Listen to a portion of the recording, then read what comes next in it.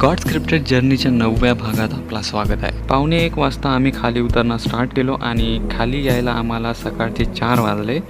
आणि पचमढीत जटाशंकरला भेट देणं कधीच विसरू नका, कारण तो प्रिशियस आहे म्हणून. आणि हा प्लेस लोकेटेड आहे मोठमोठ्या माउंटेन्सच्या मधात, म्हणून हा प्लेस थोडा प्रिशियस वाटते. आणि इथल्या माउंटेन्सवर वेगवेगळ्या फेसेस आहेत, पण मला एक पण फेस नाही दिसला. कदाचित तुम्ही गेले आणि तुम्हाला दिसला तर चांगलीच गोष्ट आहे. आणि इथं आहे हे आजीबाई, जिचा आवाज एकदम नेक्स्ट लेवल. आणि या टॉपवर आहे एक शंकराची पिंड.